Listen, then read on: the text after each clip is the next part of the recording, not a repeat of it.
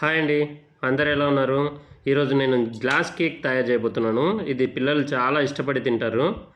మనకి చాలా టెంప్టింగ్గా ఉంటుంది. సో దానికి కావాల్సిన ప్రొసీజర్లోకి వెళ్ళిపోదాం. ఫస్ట్ 4 గ్లాసెస్ ఆఫ్ వాటర్ని మనం కడాయిలో పోసుకోవాలి. స్టవ్ వెలిగించుకున్న తర్వాత ఆ తర్వాత నేను చక్కెర తక్కువగా తింటాను కాబట్టి ఈ మోతాదులో చక్కెర వేసుకుంటున్నాను. దీన్ని కరగనివ్వాలి. మెల్లగా కదుపుతూ నేను చూపించిన విధంగా దీన్ని కొద్దిసేపు కరగనిద్దాము.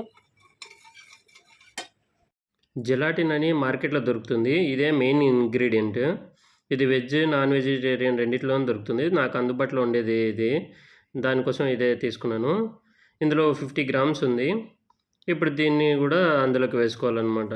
సో నెక్స్ట్ ఇప్పుడు కట్ చేసి దాంట్లోకి వేద్దాము. ఇది చక్కెర కరిగింది దాదాపుగా. ఇప్పుడు వేసేసుకోవచ్చు. జెలాటిన్ నేను చూపిస్తున్న విధంగా అయినా వేసుకోవచ్చు, లేదంటే దీన్ని సపరేట్గా వాటర్లో కలిపి పెట్టుకొని తర్వాత అయినా ఇందులోకి వేసుకోవచ్చు. అప్పుడైతే ఉండలు కాకుండా ఉంటుంది. ఎనీహౌ ఇక్కడేం కాలేదు. ప్రస్తుతానికి అలా కనిపిస్తున్నా కూడా బాగా మరిగిన తర్వాత ట్రాన్స్పరెంట్గా అవుతుంది అనమాట. ఇప్పుడు మనం కేక్ చేసేదానికి లిక్విడ్ తయారైందా లేదా అని ఎలా తెలుసుకోవాలంటే, ఇప్పుడు మనం కలుపుతున్నాం కదా, ఫైనల్గా మన స్టీల్ పాత్ర అనేది మనకు కనబడాలన్నమాట. అంత ట్రాన్స్పరెంట్గా అయిపోవాలి. అంతవరకు బాయిల్ చేస్తూ ఉండాలి. ఇప్పుడు ఆల్మోస్ట్ ట్రాన్స్పరెంట్గా అయిపోయింది.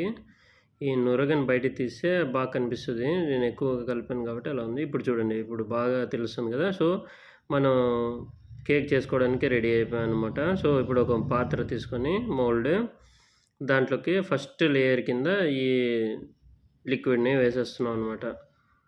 కొద్దిగా వేసేసిన తర్వాత ఇందులో మన దగ్గర ఏమేమి ఫ్రూట్స్ ఉన్నాయో అవన్నీ వేసుకోవచ్చు అనమాట. నా దగ్గర దానిమ్మ, ఈ తర్వాత బనానా ఉన్నాయి. సో వాటితోనే ఇప్పుడు ప్రస్తుతానికి చేస్తున్నాను.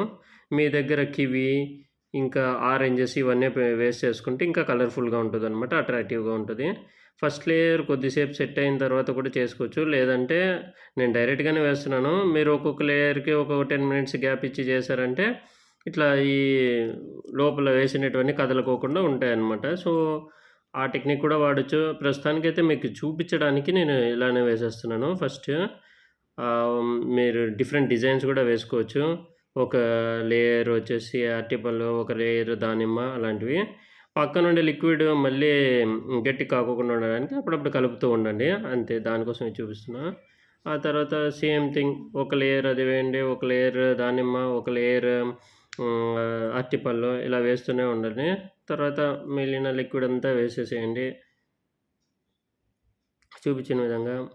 ఆ తర్వాత ఫ్రిడ్జ్లో పెట్టి బయటికి తీస్తే ఇలా అయిపోతుంది అనమాట. ఒక 1.5 అవర్ పెట్టేసుకున్నామంటే మంచిగా రెడీ అయిపోతుంది.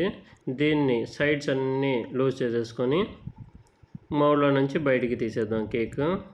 తీసిన తర్వాత ఎలా వస్తుందో ఇప్పుడు చూపిస్తాను నేను, వెయిట్ చేయండి.